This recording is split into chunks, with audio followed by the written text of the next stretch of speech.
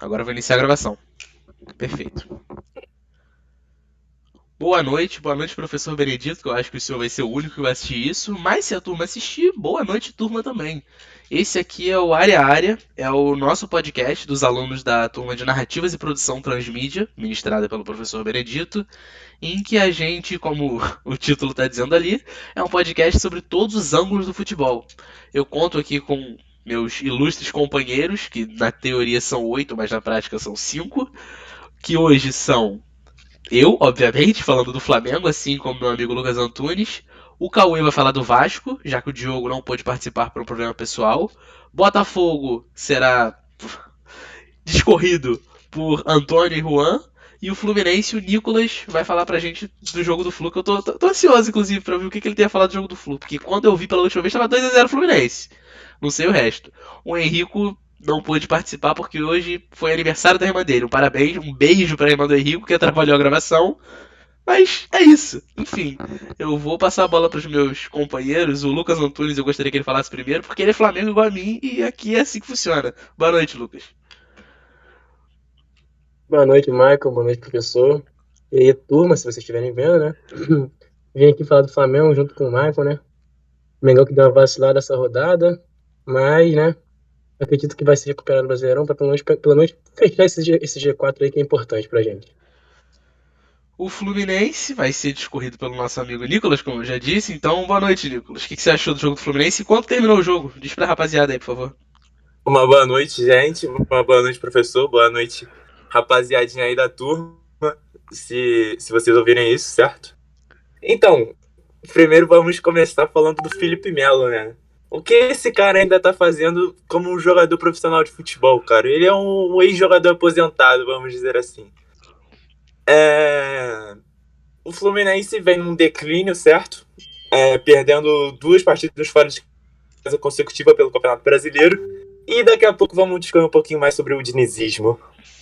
O dinizismo que segue vivo, vivo e vivo, tá? Mas mais vivo do que o dinizismo tá o castrismo hoje. Mas quem vai falar isso pra gente vai ser o Juan e o Antônio. Em ordem, por favor, Juan, pode começar. Fala sobre o fogão aí. Fala aí, professor. Fala aí, turma, se vocês estiverem ouvindo. O Fogão ganha, né? Segunda vitória aí consecutiva. Consecutiva não, porque pelo Palmeiras, mas vinha de uma vitória contra o Goiás também fora de casa. O Botafogo tá embalado, mesmo com a pelo Palmeiras. Tá mirando a Libertadores, tá mirando o G8 e a gente vai discorrer sobre isso daqui a pouco, juntamente com o meu irmão de camisa, o Antônio. Fala aí, Antônio. Boa noite, professor Benedito. Boa noite, turma, se estiverem nos assistindo. Muitíssimo boa noite, Michael, nosso Jô Soares do esporte, grande apresentador aqui do nosso podcast. Vamos passar hoje aqui para vocês as notícias do mais tradicional, nosso Botafogo.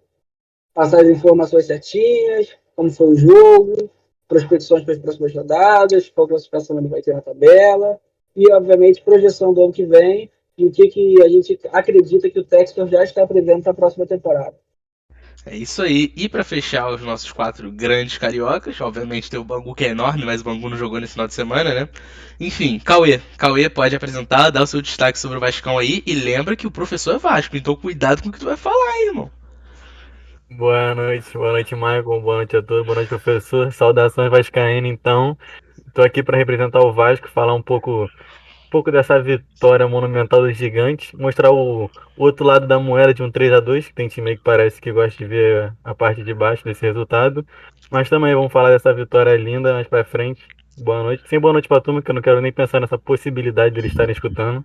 E vamos para frente. Ah, mas eles vão. Inclusive pode começar, pô. Vamos começar por baixo, pô, com todo Vamos respeito, começar obviamente, porque o então. Vasco sobe, o Vasco sobe. Mas vamos começar por baixo. Como é que foi o jogo do Vasco na terça-feira? O Vasco Bom, jogou na terça, né? É, antes de partir para fora de casa, vamos lá pro estádio Germano Kruger. Ainda bem que de feio só teve o nome do estádio mesmo, que o jogo foi lindo. 3-2, lindo. Vasco saindo atrás, gol do Reina abrindo o placar aos 14. Vasco empata com Tubarão. Tubarão te ama aquele. E logo toma virada, porque vida de pobre é assim, não tem como a felicidade vai e volta. E o Alex Teixeira finalmente estreou cravando 2 e virando o jogo pro Vasco. Destaque pro Andrei, jogador nato, vem improvisando, jogou de lateral, improvisado, deitou.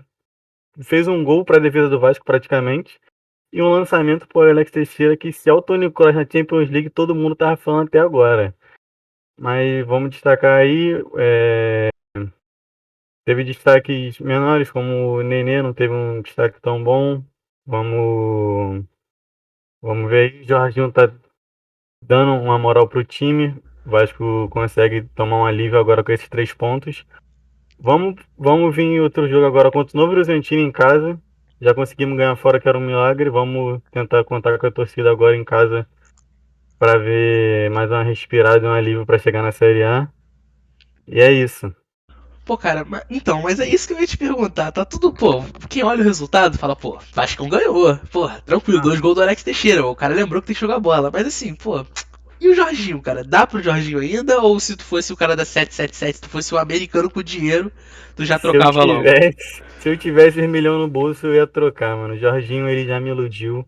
Na Série A, ele fez. Na última Série B, ele fez um ótimo início. No final deu uma amolecida, subiu.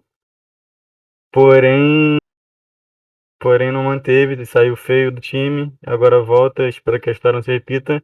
E eu não quero dar corda, eu quero alguém com força. Se eu fosse o 777 que tem aquela graninha, eu com certeza investiria e trocaria isso pra Série A. Acho que ele não tem corpo pra uma competição maior que a Série A, claramente. É que olhando as estatísticas da partida, né, pô, apesar da vitória, cara, 7-7 em chute, o Vasco teve mais posse, mas não Quem, conseguiu. Pô, não quem não conseguiu. viu o jogo acha que foi um jogão, mas por te falar que o primeiro tempo o Vasco não brilhou. O Raniel tentou 2 bicicletas ali que na segunda já tava xingando toda a família dele. Se fizesse, eu, pô, tava beijando ele agora, mas não fez. E quem viu o resultado 3-2 parece um jogo lindo, mas o Vasco no primeiro tempo não criou. Saímos do primeiro tempo 1-0, aliás. Então, 1-0 é perdendo, né, que isso. você diz. 1-0 perdendo, claro. Não, o Vasco ficou atrás do placar 2 vezes, né, pô. Sim, sim. Teve que lembrar, o Alex Teixeira teve que lembrar como é que joga a bola pra poder dar a vitória pro Vasco, porque eu tava Última vendo o vez que, Operário ganhar. última vez que o Vasco virou, acho que o Alex Teixeira tava na primeira passagem do Vasco ainda, pra ter noção. É tempo que a gente não ganha de virada. Mas o Vasco é o time da E, virada, né, vou fazer o quê? O Vasco é o finalmente, time né? do amor, porra. E eu... E ganhamos também porque parece que o Vasco foi um time feito por Operário, parece que o Operário tava jogando pro Vasco. Perdeu as 2 chances claríssimas. E é isso. É isso então, o Vasco ganhou, o próximo jogo é contra o Próximo Novo E jogo pra contra o Novo finalizar, Horizontino em e pra casa. finalizar, o Vascão sobe? Sobe, já subiu, irmão. Tem que subir, mas o esporte tá Michael, atrás, Michael, né? Oi, Já fala pode pra mim. deixar.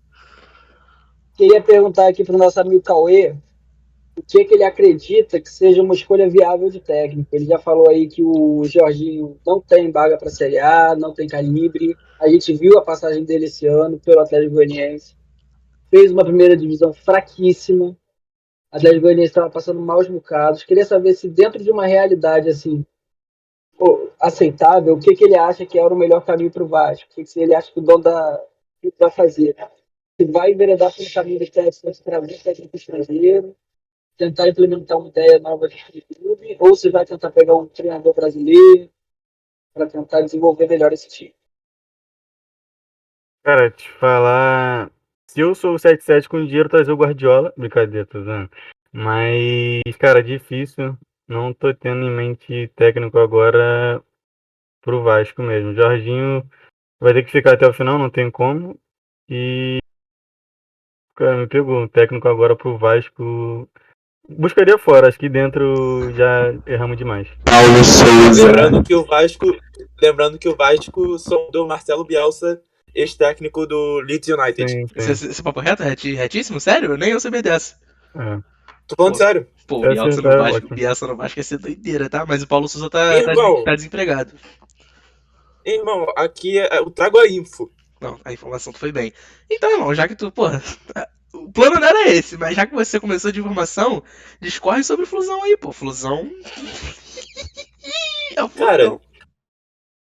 né, vamos lá.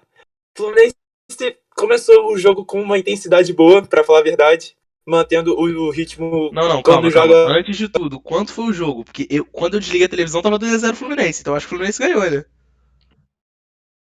Então, cara, o Fluminense levou uma virada patética. Patética. Literalmente com o gol de Marlon Freitas aos 43 do segundo tempo, pô. Aí, A lei do Eu queria abrir aqui, ex é mais perdão aí, funciona no Brasil. Nicolas, se você me abre espaço aí, o Marlon Freitas, que fez o gol da virada, é um futuro jogador do Botafogo, né? Já tem um pré-contrato aí pro ano que vem pra equipe do Fogão. Né? Por isso, e por esse pré-contrato virou reserva no Atlético Goianiense.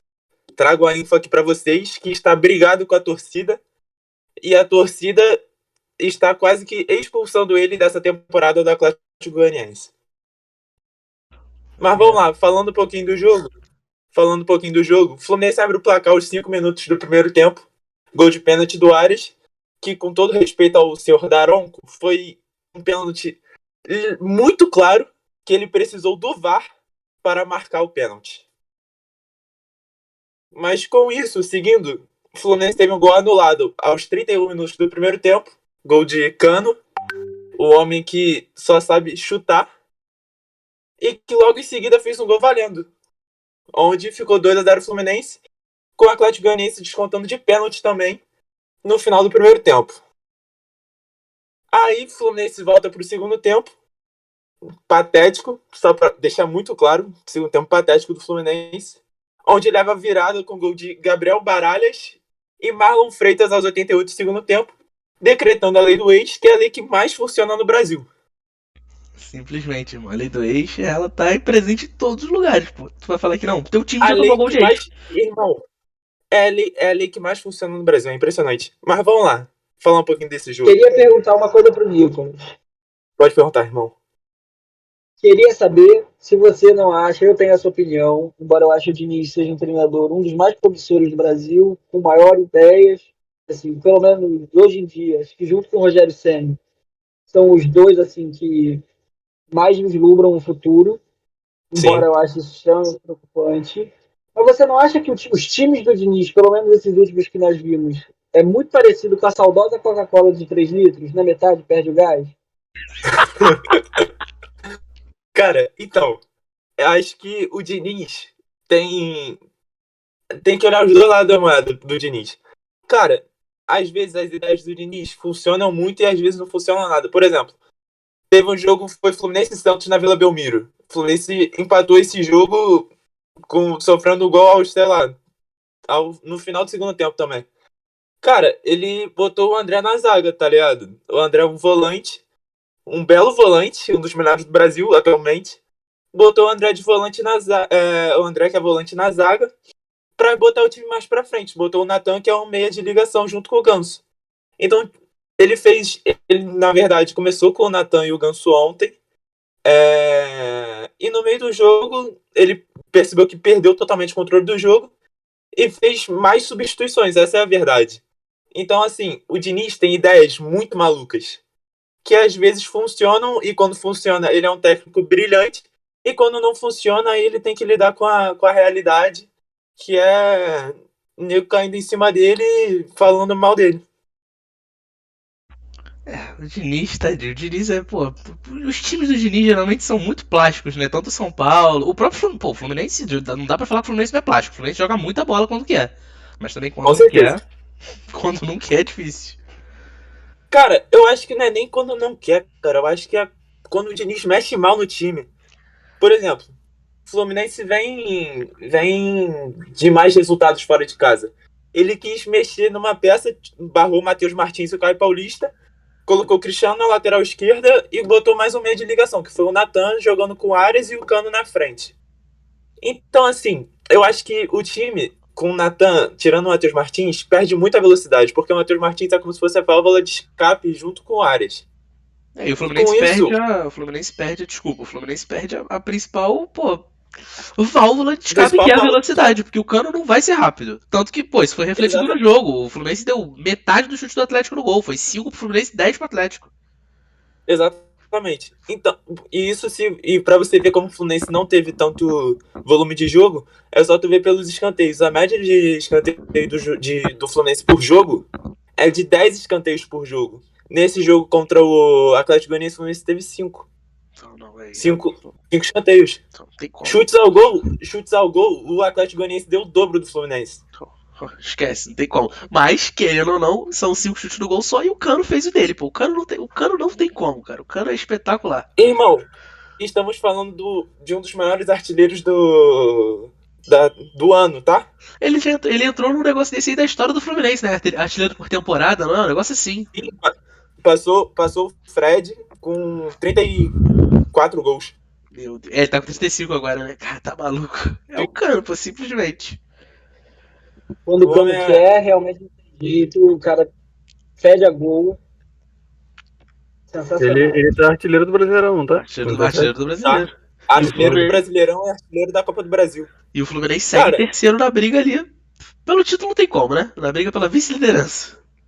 então, o Fluminense praticamente dá adeus ao título brasileiro, né? A disputa do título. Porque o Fluminense perdeu muito ponto bobo, cara.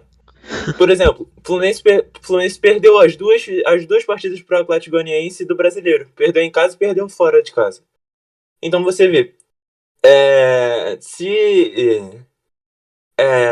se tivesse conquistado esses pontos, o Fluminense estaria a 5 pontos do Palmeiras. Ou seja, a briga ainda estaria boa. Ainda teve a partida do Juventude, que o gramado estava totalmente encharcado, fora da prática futebolística do Diniz, que o time se desconfigurou todo e teve que dar chutão pra frente. Mas o futebol não pode se viver de si, né, cara? Tem que ver.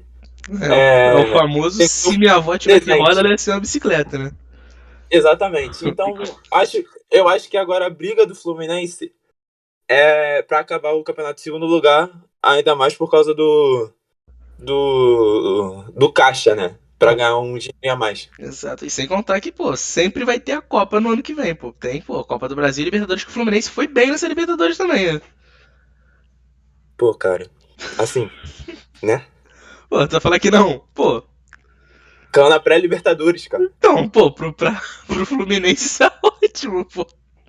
Pô, mano, temporada retrasada, o Fluminense caiu nas quartas pro Não, eu lembro, Barcelona. Barcelona quase teve Fla-Flu, pô. Não, pro Fluminense tá bom, pô. Vai pra Sul-Americana, vai dar um passeio. Mano, Enfim, mas sendo bem sincero, o Fluminense agora tem que pensar já na temporada que vem. Faltam 9 jogos pra acabar o Brasileiro. E o Fluminense tem que pensar na estrutura do elenco pro ano que vem. Contando que provavelmente o André não fica, que é uma das maiores revelações do Fluminense, não dessa temporada, mas da passada. Martinelli também deve ficar. Natan não fica, sendo que o valor dele para ficar no Fluminense é de 5 milhões de euros, cerca de 25 milhões de reais. Ou seja, o Fluminense vai ter que se reestruturar todo para suprir essas ausências. e aí que vai ter que entrar a mão do Diniz nisso, né? Porque o Diniz, eu espero que ele não. Eu acho que ele não vai ser demitido, né? Então é ele que vai. Pô. Não, info. A info agora. Ih! Fluminense já negocia renovação de Fernando Diniz, tá? Aí, tá. Diniz nada ano que vem de novo, pô. Isso se ele não for pra seleção no final do ano, né? E dou outra info, hein? Dou outra info. Só não renova com o Fluminense se for pra seleção. Caralho, ele é viciado em dar o furo, não tem jeito. Nicolas Yuri, senhoras e senhores. Tem jeito. Uma boa noite a todos. Ah, é isso, pô. E continuando na pegada. Pode. Vocês acham que o Diniz daria bem na seleção? Pô, não, né? Mas deixa o cara sonhar. Acredito que ele ficaria Mas- por volta de 5 meses voando e depois a gente cairia nas quartas de final da Copa América pro Peru. Cara, Posso dar minha opinião? pô, deve. Cara, vamos lá. O Diniz, eu ainda acho que não é o momento do Diniz na seleção, tá?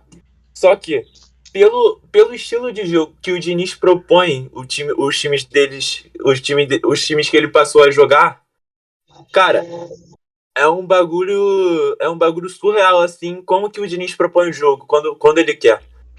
Porque ele tem muita coragem pra jogar com um zagueiro e botar um volante que sai mais pro jogo na zaga pra deixar o time mais pra frente, sabe? E o time Então, joga, assim, né? E o time joga, não é um. Porra, Não, chutão o pra time frente. O time joga, joga. O time joga. Então, assim, eu acho que o Diniz, o time do Fluminense é bom, mas o Diniz ainda não teve a oportunidade de trabalhar com um elenco extraordinário, cheio de peça, para ele realmente mostrar se, pô, tô com o elenco agora ótimo, tô com o elenco agora o melhor elenco do Brasil, agora eu ganho um título. Então, assim, eu acho que quando ele tiver a oportunidade de ganhar um título, disputar uma final, ganhar um título mesmo de expressão, sem ser carioca, sem ser estadual, aí sim acho que cabe essa conversa de Diniz na seleção. Muito bem, muito Vale bem. frisar que ano passado teve alguém que falou que com 200 milhões era campeão de tudo. Pô, sempre tem, né? Sempre tem Saiu a esses caras aí. temporada inteira zerado. Não conheço esse cara aí, não. Não lembro dele, não. Não lembro desse time, não. Mas vamos falar de vermelho e preto. E pode se perder na arrogância. Voltar a falar de vermelho e preto. Enquanto lá em Goiás teve um que ganhou do Fluminense, que é normal, o Fluminense treme pra vermelho e preto, né? No Maracanã, irmão. No Maracanã foi complicado. No Maracanã foi complicado. Quem vai falar isso pra gente é o nosso amigo Lucas Antunes. O que aconteceu, cara? O que aconteceu com o Flamengo que bateu, mas não fez gol? Flamengo foi complicado, a vacilada, né? Flamengo tentou, batalhou, mas tem dia que não acontece, né? A bola Famoso simplesmente tem não dia que quer é entrar. noite. Exatamente, tem dia que é noite, né? O Flamengo começou o primeiro tempo bem, né? O Inter também foi um jogo bastante equilibrado, o Inter veio marcando bem as entradas do Flamengo, né? Aquele Pedro Henrique, jogador do Internacional, muito bom jogador, veio marcando bem o Rodinei, que impossibilitou a gente de ter aquelas jogadas com o Rodinei que ele teve destaque contra o Corinthians, contra o Vélez, contra o Atlético Paranaense, né? Flamengo que martelou, e chega a hora que vem o contra-ataque, né? Se você ver os números da partida, você vai perceber que o Flamengo chutou mais, foram 21 chutes, se eu não me engano, né? Foram 21 chutes contra, deixa eu ver aqui, contra 16 do Internacional. Só que desses 16 do Internacional, 7 foram no gol. O Flamengo foram só 6, 6. é isso que eu ia falar. O Flamengo, por mais que tenha criado mais, no gol a bola não foi. E quando foi, o Keller pegou tudo, né?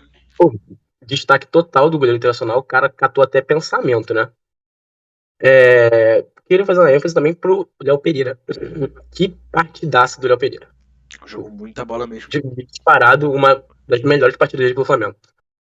Eu não posso dizer o mesmo do Pedro e do Arrascaeta, né? Que faltou, minha opinião, pelo menos, faltou muito dos dois. Porque geralmente o Pedro tem aquelas partidas ok, que é o padrão dele, e tem umas partidas brilhantes, né? Que é como contra o Bragantino, que foi 4-1, 3 gols dele. E essa partida foi um desastre pro Pedro, particularmente, né? Perdendo gol que não se deve perder. Também teve o mérito do goleiro Internacional. E o Arrascaeta, eu não sei. Eu vim notando, desde o jogo contra o Bragantino, ele errando uns passes meio bobo, assim. Não sei se você percebeu também, Michael. Mas ele errando uns passes, uns domínios, assim, né? Ele Teve tem. O aquele... Arrascaeta ele meio que se desliga às vezes do jogo, né? Pô, quando ele é acionado, obviamente, ele tem traços de genialidade. Mas quando ele não tá ligado, cara, é difícil defender o Arrascaeta quando ele não quer jogo. Exatamente. Me lembra um pouco, é uma comparação bem longe, né? Mas, tipo, o Messi, por exemplo, teve uma entrevista do Daniel Alves que ele falou que o Messi não pode ficar fora da bola, assim, do jogo, sabe? Ele tem que estar o tempo todo no jogo. Quando ele não tá, acontece coisa que o Barcelona geralmente não fazia, né? Porque tava lá, né? Teve aquele chute dele que passou bem perto da trave, mas fora isso, a partida bem abaixo do Arrascaeta, muito abaixo mesmo, né?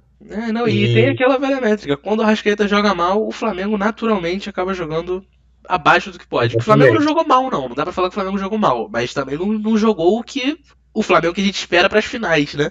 Porque, querendo ou não, É, isso aí está sendo treino de luz pra final. Que o Campeonato Brasileiro esquece. e isso me assusta um pouco, porque o Flamengo vem abaixando bem, muito o nível, né? E é muito perto dessas finais, que é contra o Corinthians, quarta-feira agora que vem, né? E isso preocupa um pouco o torcedor do Flamengo. Mas, né, Léo Pereira gravou uma entrevista falando que a comissão do Flamengo lá tá preparando um treinamento especial para Rascaeta, que ele vai vir 100%. Não sei se você viu isso, viu no Instagram, que ele vai vir 100% para as três finais, né? O jogo já de quarto, depois de 19 e depois de 29.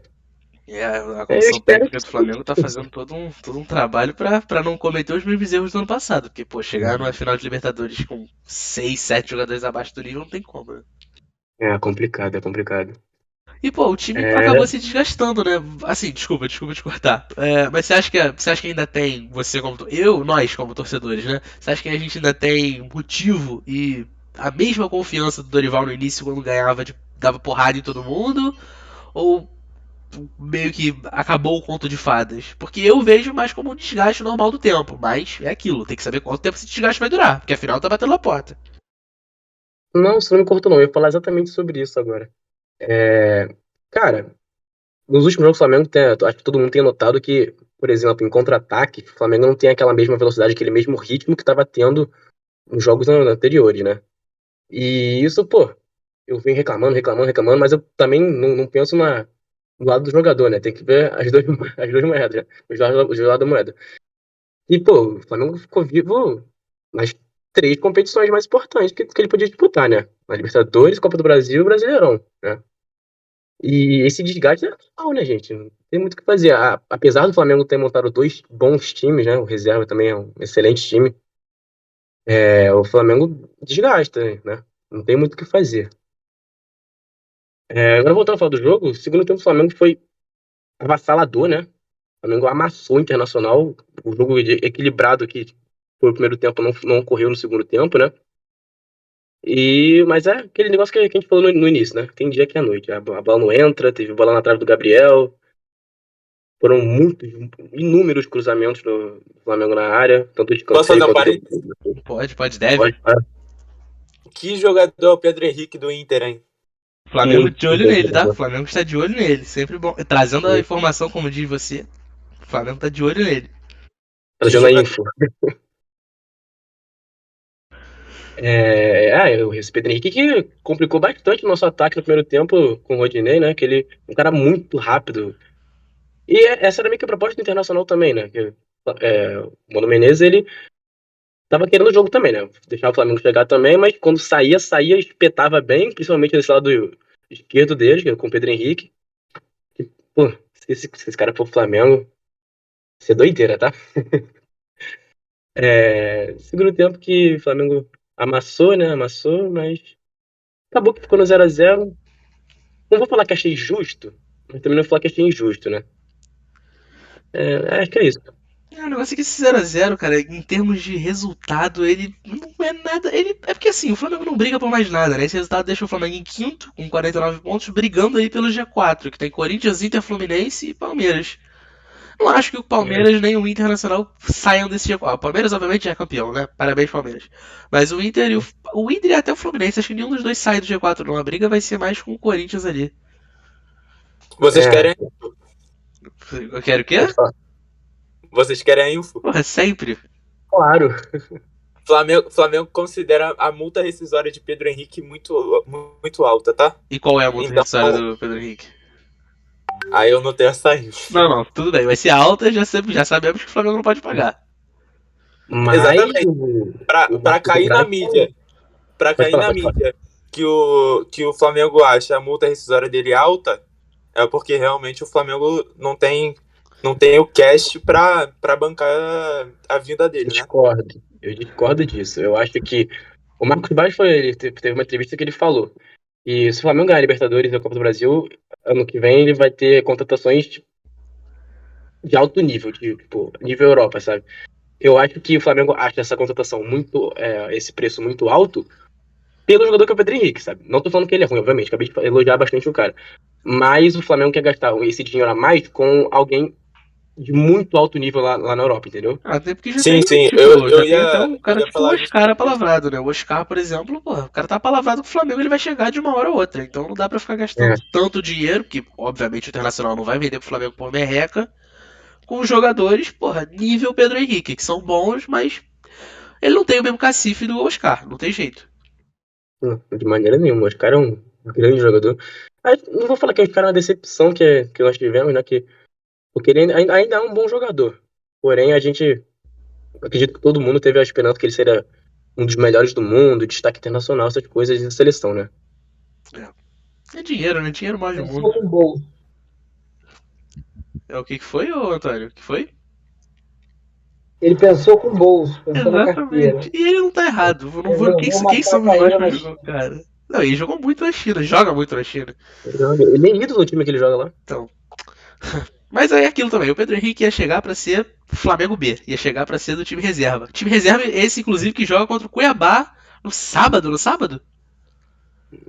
Acho que é sábado. É sábado. Sábado fora de casa, Flamengo e Cuiabá, sem o Gabigol. E 7 horas. acho que, pô, acho e creio que o Dorival vai poupar todo mundo que ele pode poupar, né? Porque quarta-feira já é final.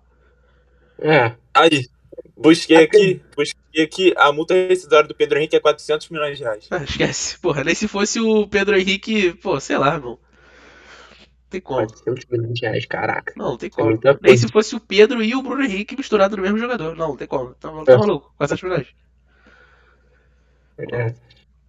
Esquece. Enfim, você tem mais alguma colocação pra fazer sobre o Flamengo, Antunes?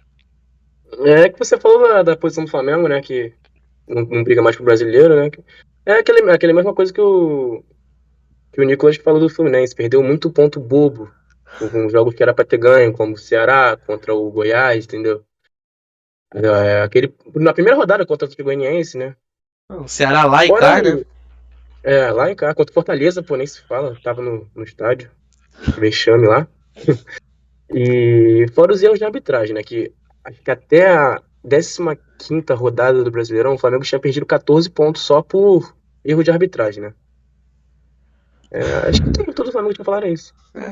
É isso. Bom, tem final ainda. Não perdemos a esperança. Não existe crise na Gávea até que se exista uma crise na Gávea. Porque Não, quando não, chegar, jamais, irmão. jamais. Bom, Chegar, eu tô maluco. não. Cuidado, que não chegue. Amém. Flamengo. Inclusive, bom, Flamengo.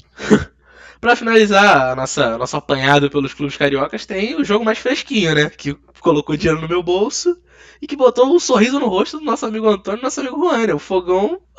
O Fogão fez amor, pô. Fala aí, rapaziada. Como é que foi o Botafogo hoje? Então, se o Antônio me permite, eu vou começar aqui falando, cara. Então, Botafogo hoje parecia que ia dar ruim no começo, mas terminou dando bom, né? A gente viu aí uma boa atuação do Botafogo durante o segundo tempo e parte do primeiro, antes de tomar o gol. E eu queria primeiro falar aqui a escalação rapidamente. O Botafogo entrou com Gatipa, Rafael, Adrielson, Cuesta e Marçal, Gabriel Pires, Tietê, Eduardo de meio atacante, Júnior Santos, Jefinho e o Tiquinho Soares, um jogador especial que eu vou falar depois.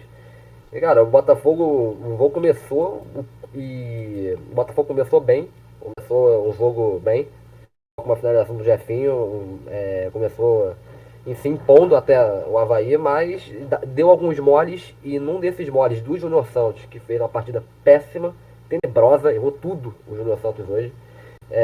Ele acabou dando mole e acabou marcando um pênalti, né? O juiz acabou marcando um pênalti através do VAR. E eu, sinceramente, achei muito polêmico, para não dizer que eu discordo completamente, né? Não, foi escabroso. Pode falar, irmão. Seu momento de torcedor. Sim, Pode falar, foi escabroso. Não tem como. não. O que eu queria saber é humanamente impossível um jogador dar um carrinho e não apoiar o braço no chão, entendeu? E quando a bola toca no braço, não tem o que o jogador fazer, entendeu? O cara tá com o braço no chão, não tem como o cara, se apoiar sem isso, entendeu? Não, isso é regra do futebol, né? Pô, braço de apoio, pô. Natural, tipo, se isso for a regra, eu discordo da regra. Eu queria saber a opinião do meu amigo Antônio, o que ele acha sobre isso. Mas eu discordo. Concordo com você, eu acho uma regra das mais acreditáveis que a CBF propõe, porque uma vez que o jogador está dando um carrinho, se ele não colocar uma mão ali, ele não vai ter base de apoio, ele pode se lesionar e perder a temporada por causa disso. Então, assim, além de tudo, ainda foi uma jogada onde a mão dele não teve interferência nenhuma no decorrer da jogada. A jogada seguiu normalmente. E aí depois foi chamado o VAR, deram o pênalti, é a regra, mas é uma regra burra, é uma regra que não faz nenhum tipo de sentido. Também não podemos jogar só na culpa disso no primeiro tempo, embora esse tenha sido um ponto ruim. Eu acho que o Gabriel Pires fez uma partida muito abaixo, acho que ele está fora de forma. Júnior Santos errou tudo que tentou. Ele é um jogador muito curioso. Uma coisa que eu queria falar sobre ele é porque ele tem lampejos. Ele é um excelente jogador em alguns momentos e um péssimo em outras. Quando ele entra bem, ele faz boas jogadas, ele é um jogador bastante explosivo. Embora eu acho que ele não vá continuar no Botafogo por muito tempo, porque a multa rescisória dele é de 20 milhões de reais com a equipe no Japão que ele tem contrato. Eu acho que é um valor assim muito acima da média para se pagar num jogador de tal calibre. A gente trouxe, por exemplo, o Tiquinho Soares, baita contratação por 1 milhão de euros. Gênio, diga-se de passagem, Vamos gênio, pagar gênio. 20 milhões de reais. Não, eu queria destacar aqui também que não foi só o Tiquinho. O Botafogo fez contratações pontuais nessa janela de meio do ano, né? Tiquinho Soares, Marçal, Eduardo, o próprio Gabriel Pires, que não firmou, mas é um jogador muito técnico. E a gente viu a diferença, a ausência que faz. O Cuesta, né? Mas o Cuesta veio antes. A gente viu a diferença que faz a falta do Marçal e a falta do Cuesta no jogo contra o Palmeiras. Eles não jogaram, foi um time muito diferente, né? Muito frágil defensivamente. O Palmeiras se aproveitou disso ali do campeonato e encaçapou o jogo. Através das falhas do Gabriel Pires. Mas aí vem o jogo contra o Avaí e a gente viu por que o Marçal e o Coelho são indispensáveis nesse time do Botafogo. Eles ganham tudo na defesa, são muito dominantes no setor deles. O Coelho está ainda com uma fase artilheira, né? Fazendo gols lá na frente, sendo decisivo para o Botafogo. Já é o quarto gol dele no Brasileirão.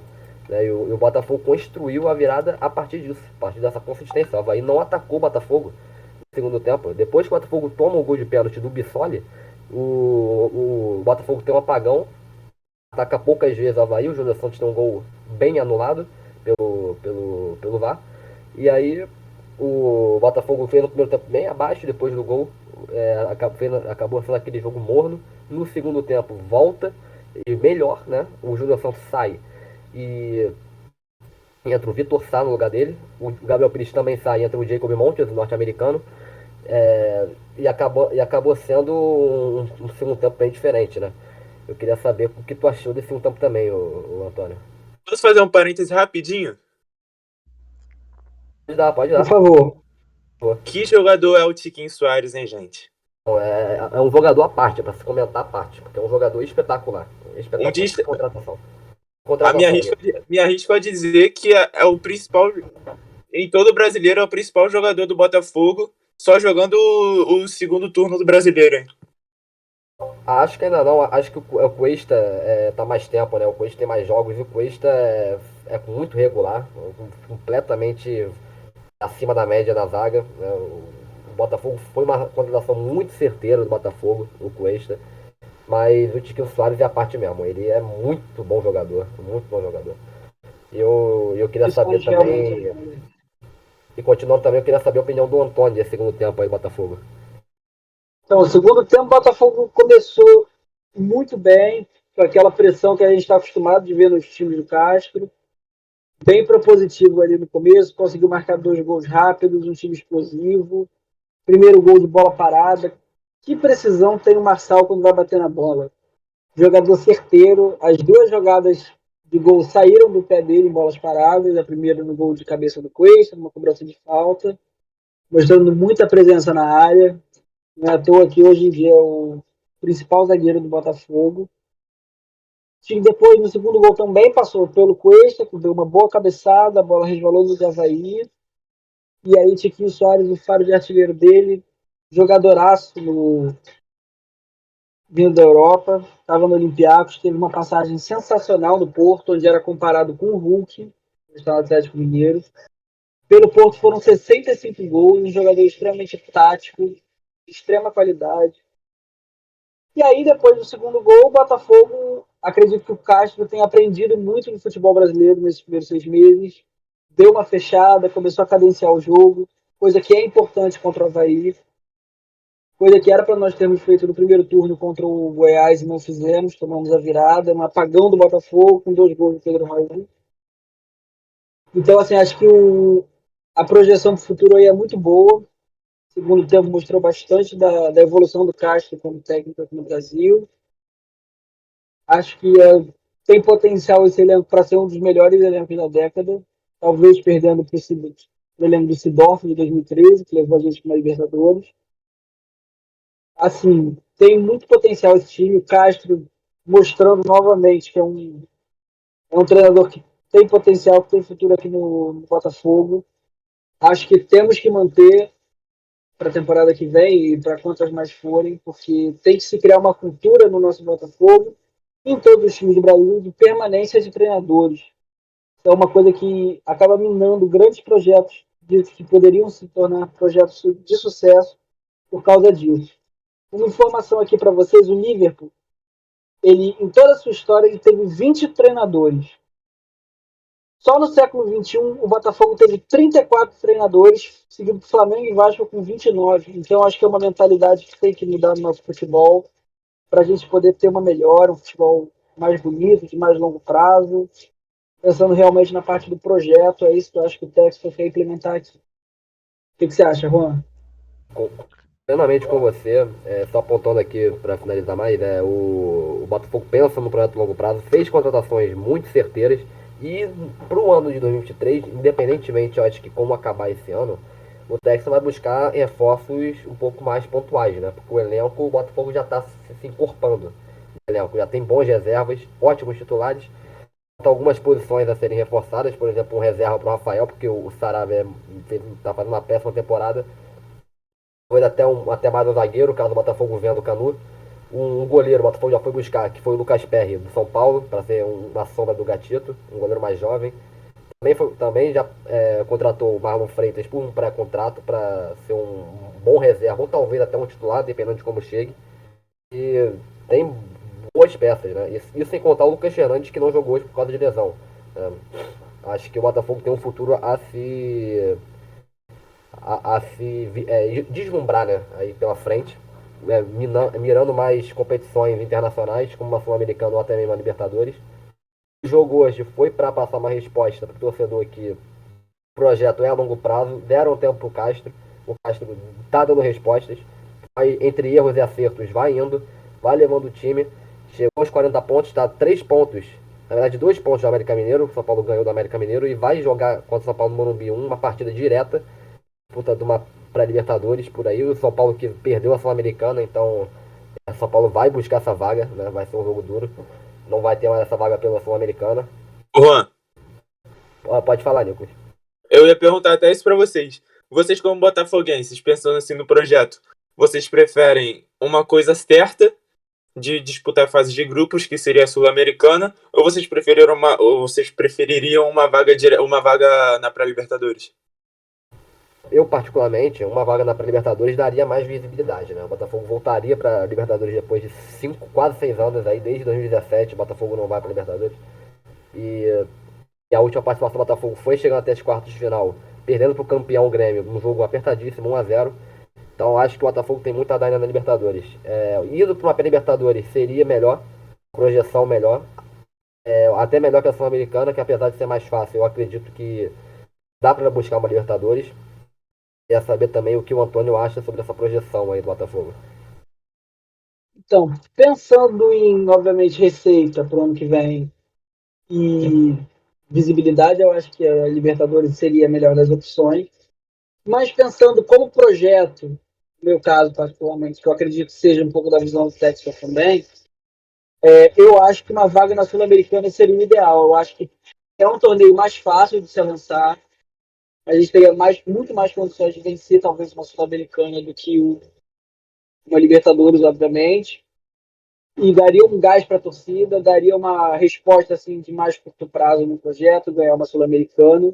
Sem contar também, um dos principais objetivos do Textor aqui no Brasil é usar isso daqui de terreiro para os grandes craques do mundo. Porque nós somos um país continental, com muito talento no futebol, só que isso é muito pouco explorado. Então o Textor vê aqui uma mina de ouro. E ele quer mandar muitos jogadores para a Premier League, para o time dele do Crystal Palace. Só que para você poder trabalhar na Premier League como jogador, para você ter o seu visto de trabalho autorizado, você tem que ter uma pontuação. Eu não sei exatamente de quantos pontos você precisa ter. Só que disputar torneios internacionais aqui no continente sul-americano, como a Libertadores, a Copa do Brasil e a Sul-Americana, dá muito ponto. Então, a ideia dele justamente é tornar o Botafogo relevante no cenário sul-americano e mundial para poder exportar grandes talentos para a Europa. E ele fala, se ele arruma 11 jogadores que o Manchester City não conseguiu pegar no radar dele, ele consegue ganhar do Manchester City, ele consegue ganhar do Liverpool. É um projeto extremamente ambicioso, eu acho que o Botafogo tem tudo para estourar daqui nos próximos 5 anos. Eu acho que começar com uma Sul-Americana ganhando seria sensacional. Concordo com o Juan que ano que vem deve trazer uma ou duas contratações pontuais, jogadores de mais nome, mais camisa, para poder tornar, assim, fechar esse elenco pelos próximos 2 anos, mais ou menos. Outro ponto interessante também é que zagueiro é o Adrielson também. A gente falou muito aqui do Cuesta, mas caiu como uma luva o Excelente zagueiro, Adrielson, né? uma qualidade de mercado excelente. A gente não estava encontrando ali um parceiro de zaga para o Cuesta, o Canu, assim, particularmente, caiu muito de rendimento. Hoje em dia ele é um zagueiro super fraco, sem confiança. Não passa credibilidade nenhuma quando entra no jogo. O Felipe Sampaio também não vingou aqui no Botafogo. É um zagueiro razoável, mas acho que não tem muito futuro. Precisamos de uns reservas imediatos aí. Mas o Adrielson caiu com uma luta sensacional, ganha todas pelo alto. É um zagueiro baixo, né? Tem 1,82 só, mas tem uma intuição sensacional. E respondendo o Juan aí também, o Saravia não dá. O Rafael no lado direito traz uma segurança assim, incrível comparado com o que a gente estava tendo. O Saravia, na minha opinião, ele é um louco. Ele sai correndo para frente, esquece de marcar, não consegue recompor direito. Ele talvez fosse até um ponta. Talvez como ponta ele funcionasse um pouco melhor. Como dá para ver o Mike tá jogando no Palmeiras. Abel Ferreira colocou ele de ponta, tá entregando resultado, tá marcando gol, fez um gol na gente, fez outro gol hoje. Não sei, pode ser uma alternativa, testar aqui no Carioca, que ele vai botar o time B para jogar. Bota o Saravia, ver o que rende. Acho que tem tudo para a gente fazer a temporada que vem uma das melhores da nossa história recente. O que você acha, Juan? Acho que a projeção é essa. Antes de passar a palavra final pro Maicon, queria pontuar que o Botafogo busca realmente isso, busca a projeção, busca sempre estar no topo, busca sempre buscar o máximo da excelência e da regularidade. Isso que o Textor quer. O Textor quer um time forte, um time que brigue nas cabeças junto com Palmeiras e Flamengo, né? Que hoje são dominantes. Né? Junto com o Atlético Mineiro também, apesar do Atlético nessa temporada estar abaixo. Mas são 3 times muito dominantes no futebol brasileiro hoje. Da grana por causa do investimento, por causa da marca, da torcida. E é isso que o Textor busca. E aí eu queria passar agora a palavra pro Michael. Senhores, alguém tem mais alguma colocação a fazer em relação ao. Pode ser desde uma dica cultural, irmão, até falar Eu sobre tenho. outro time. Fica à vontade, fica à Sobe vontade. apenas. Eu tenho. Fica à vontade. Vamos, todo mundo vai fazer então. Se você puxou, todo mundo vai fazer. Pode começar, Nicolas. Informação de última hora, hein? Ah, Neymar acaba de curtir uma foto de 2018 com a Bruna Marquezine. isso é verídico? Verídico, no Twitter. Uma Rapaz, informação muito Ué, relevante que essa. esquece, Uma Brumar. informação muito relevante. de fato. 12º jogador da Copa. Agora o senhor. Informação, palpite pro próximo jogo do Botafogo, uma dica cultural, o que você quiser pra fechar sua participação. Cara, uma dica cultural eu não tenho, cara. Eu tenho um palpite do Botafogo. Na verdade, vou falar uma previsão minha.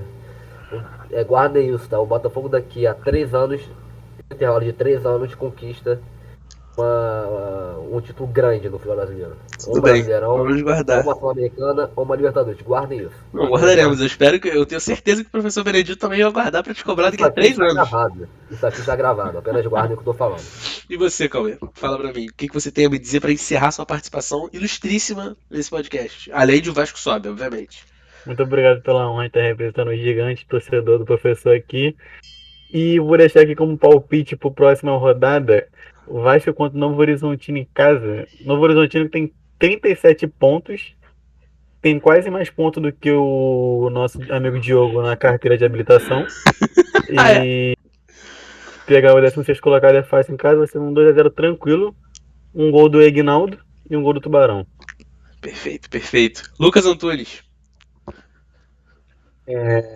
Não tem muito o que falar, tem só falar que o final do ano no Brasil vai ser hexa, né? É isso, acho que todo mundo tá a favor disso, né? O Flamengo vai ganhar a Libertadores. Cuidado com o que você vai falar. Não vou tomar o pitch, não, senão vai dar merda, entendeu? Olha as previsões aí, hein? Vou ficar quieto que é melhor. É isso, Pensei que queria fazer outra previsão, por isso que eu falei pra ele tomar cuidado. Vai, prossiga. Eu agradecer essa oportunidade de estar aqui falando com vocês, né? Esse programa lindo que a gente criou, né? É isso.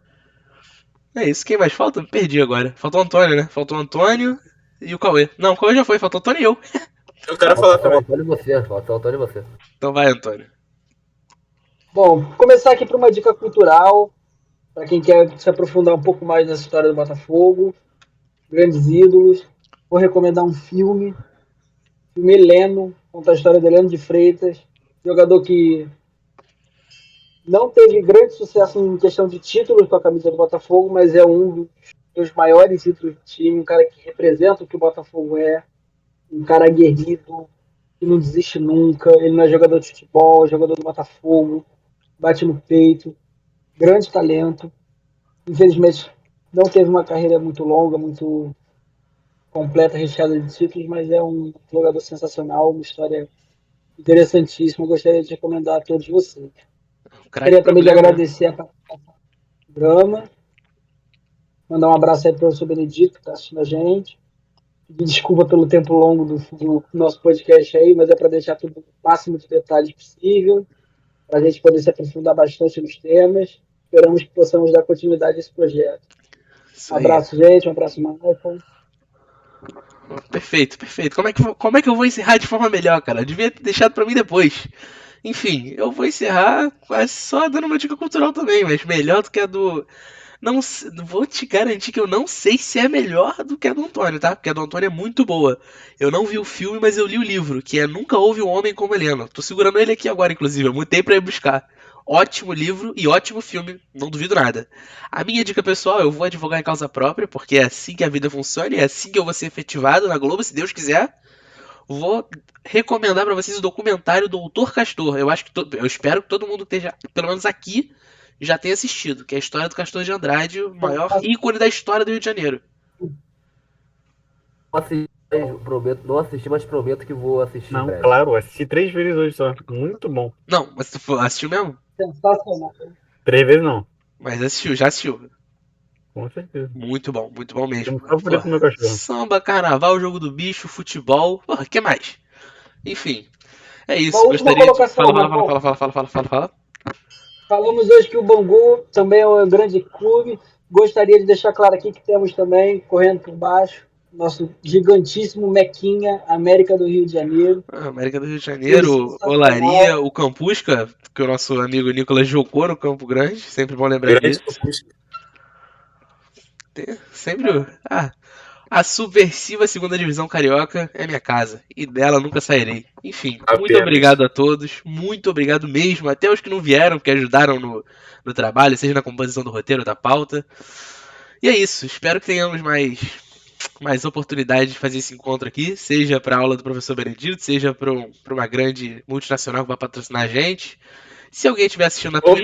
Ou para um grande projeto que podemos dar Sim, sequência. sim, exatamente. Se alguém tá assistindo na Twitch, porque eu também tô streamando na Twitch essa transmissão pra quem queira assistir. O Ricardo e o Rian entraram ali, falaram uma gracinha no chat, mas já saíram, creio eu, espero, nunca se sabe, né? Enfim, só agradecer a vocês, uma boa noite, que já são 11h26 da noite no horário de Brasília nesse exato momento, e que tudo corra na paz. Um grande abraço. Tchau, tchau. Boa noite.